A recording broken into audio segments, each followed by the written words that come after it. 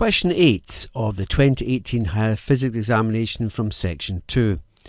A student investigates interference of light by directing a laser light of wavelength 630 nanometers onto a grating as shown in the diagram. The diagram is not shown to scale, but we can see the laser, the diffraction grating, and on the distant screen we can see a whole series of bright spots. A pattern of bright spots is observed on a screen, and first of all we're asked to explain in terms of waves how the bright spots are produced on the screen. Well, at each of these positions of bright spots we can see the following. Waves arriving at these positions will be arriving completely in phase and interfere constructively to produce bright spots. What does that mean? It means one set of waves arrive and then another set of waves arrive, and you can see they arrive at the same place completely in phase. That is crest to crest, trough to trough, crest to crest, trough to trough, and they have the same wavelength.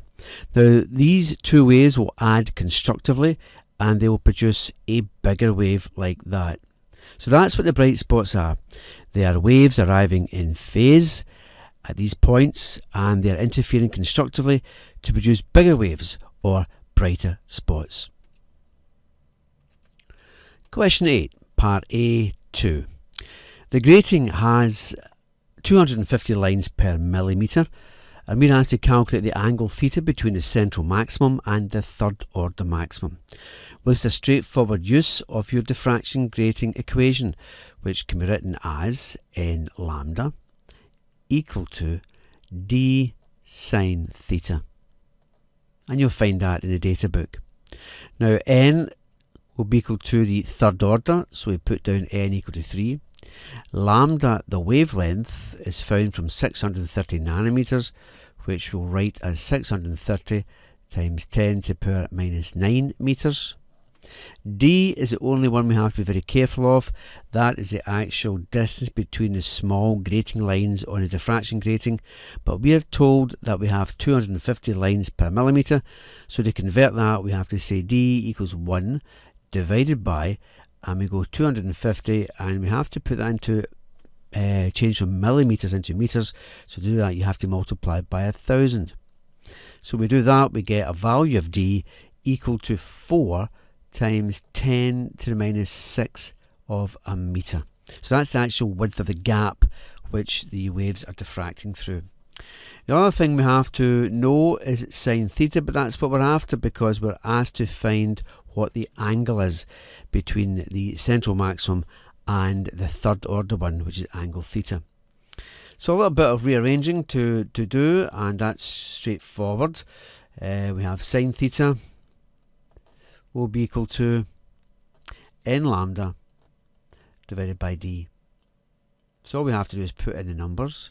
N is 3 times 630 times 10 to the minus 9, put a bracket around that one, and divide by the gap width, which will work out to be 4 times 10 to the minus 6 of a metre, and that's a metre as well up there, so we'll cancel each other out.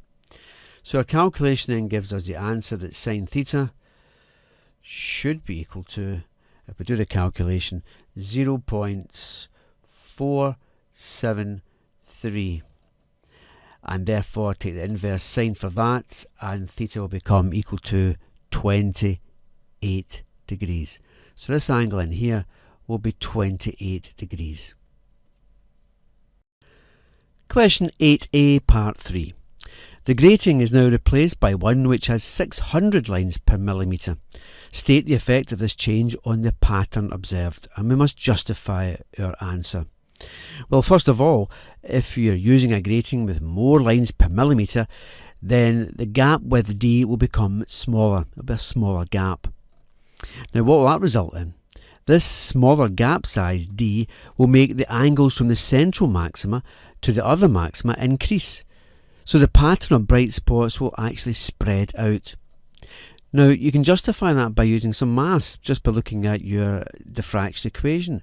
We know that n lambda is equal to d sine theta, And if we rearrange to find what sine theta is, we can see that sine theta is equal to n lambda divided by the value of d, d being the gap width. So therefore, if you make that gap width smaller, you can see sine theta is going to become bigger, and therefore the angle between the central maximum and the other maximum will get bigger as well.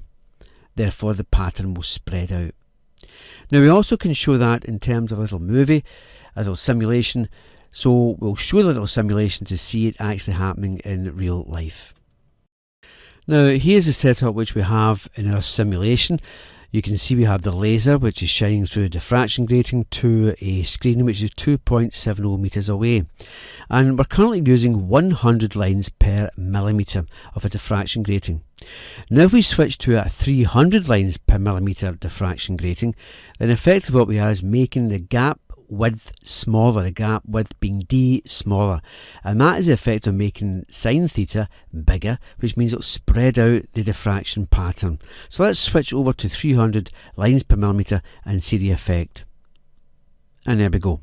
We have got a much wider pattern, and this time the screen only can take in the first maximum. Switch back to 100 lines per millimeter and the pattern seems to come a lot closer together. You see more maxima. So 300 lines per millimeter, the diffraction grating is more spread out. Part 4. The interference pattern is produced by coherent light. State what is meant by the term coherent light. Now before we state that, then let's just look at what coherent light looks like in terms of waves in a set of wave trains. There's one part of the wave, and that will be the second part, and as you can see, you're going to have the same wavelength, you're going to have the same frequency, and that's what we mean by a coherent beam of light. We can write down in words. A coherent light means that the waves of that light have a constant phase relationship. What does that mean? Well, you can imagine 4 funfair rides, and you're on the top here, your friends are on the tops of the other ones. No matter where you go on that funfair ride, if you're at the trough here, your friends will be at the trough, your friends will be at the trough, your friends will be at the trough. You'll be all going up and down the wave exactly at the same time, and that means a constant phase relationship. When you're at the top, your friends are at the top. When you're at the trough of the waves, your friends will be at the trough of the waves. That's what we mean by a constant phase relationship. The other important thing is you've got the same wavelength. And if you have the same wavelength, you must have the same frequency, because you must be going up and down at the same sort of kind of rate, and then finally the same velocity. So the interference pattern is produced by coherent light. What does the term coherent light mean?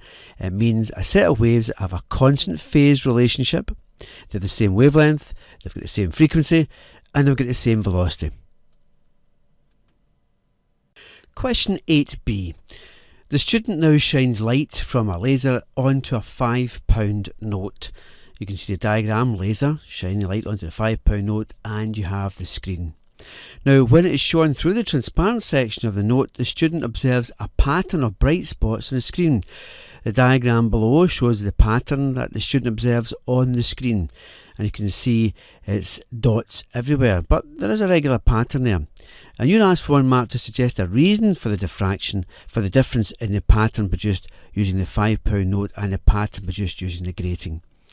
Well, if we can do a quick sketch, we can see that if we have an ordinary grating aligned that way, then the bright spots will appear along that direction.